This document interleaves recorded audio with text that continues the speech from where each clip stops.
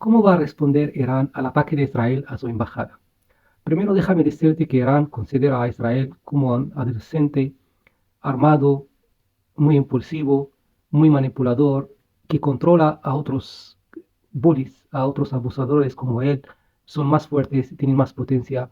Y Irán no va a entrar al juego de la provocación, no va a reaccionar a lo que hace este adolescente, porque su idea es no acabar con el adolescente, es agotarlo y contenerlo, desarmarlo, porque no le interesa acabar con él, porque hay más gente que vive junto con este adolescente y porque también este adolescente puede hacer muchísimo daño cuando reaccionas a sus provocaciones, muchísimo daño. Lo que estamos viendo en Palestina no es nada si Irán cede a la provocación. Vamos a hablar de millones y millones de muertos y vamos a hablar de destrucción de ciudades, de Damasco, de Teherán, de muchos. Solo el eje de la resistencia, si Siria y Hezbollah entran en conflicto a toda escala contra Israel, van a acabar con ello usando solo misiles cruise, misiles de larga precisión. Pero si Irán también empieza a utilizar misiles hipersónicos, se puede acabar con Israel en 2 días. Pero a cambio de qué? De que Israel también va a reaccionar utilizando bombas nucleares, pero a cambio también de que de acabar con Palestina. Jerusalén es una tierra sagrada, hay millones de palestinos viviendo en Israel y no se puede reaccionar de esta manera. Además, no son los valores islámicos hacer una destrucción masiva, porque en el Islam hay reglas de guerra. Esto desde hace 14 siglos hay muchas reglas de guerra, que no hay que matar a niños, no se puede cortar árboles, no se puede matar a monjes y a gente religiosa, no se puede destruir templos de la gente. Estas reglas se pueden buscar, puedes buscarlas que hay ahí y que voy a hablar de ellas más adelante en otros vídeos comparando las reglas que hay en el Islam con las reglas que hay, por ejemplo, en el judaísmo, de destruir a todos, matar a los bebés, a los infantes, estas cosas. Los textos están ahí, sin esperarme puedes ir a buscar reglas de guerra en el Islam. Son muy claros. Pero vamos a ver cómo va a reaccionar Irán. Hay una cosa que se llama ecuaciones o reglas de intercambio entre la resistencia, el eje de la resistencia, el eje de Israel, que también está en Estados Unidos y países aliados.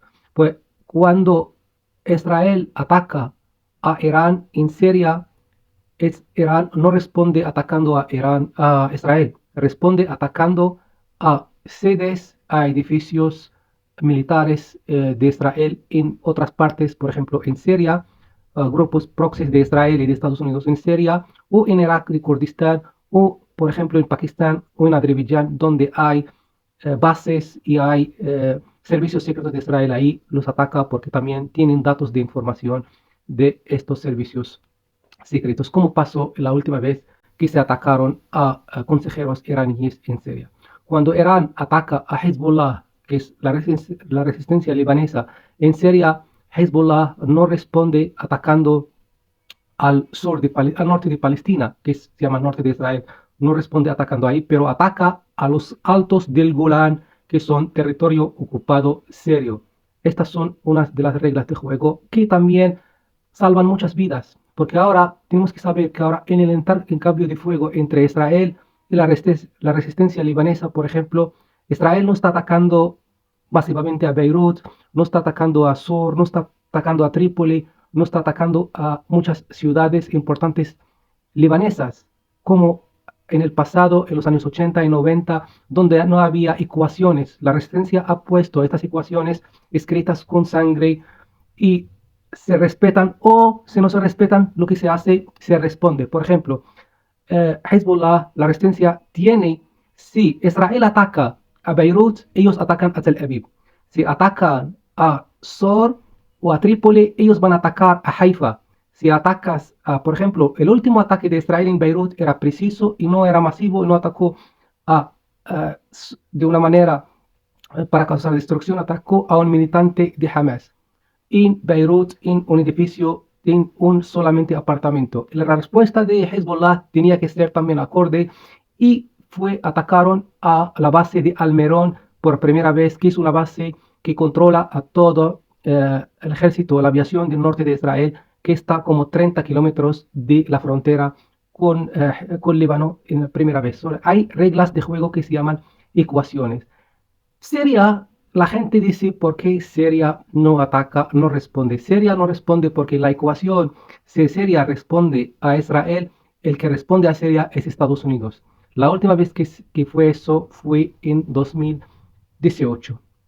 Trump lanzó un ataque a Siria porque respondió a Estados Unidos. Y Siria también sabe que cuando Israel ataca a Hezbollah en Siria o ataca a los iraníes, ellos tienen que ajustar cuentas. Hay reglas entre ellos. Cuando Siria también tiene conflicto con unos 200.000, un cuarto de millón de rebeldes que todavía están apoyados, que Estados Unidos y Israel lo usan de vez en cuando, y también tienen a ISIS cerca de las bases militares puestas por Estados Unidos en Siria, que también atacan al ejército sirio cada 2 por 3. Y Siria necesita tener paciencia porque es el pasaje más importante para llegar armamento a Líbano, a Palestina y a toda la zona. Siria supuestamente o seguramente tiene también las mismas armas que tiene Hezbollah, que Hezbollah lo teme Israel y no puede responder atacando a Beirut.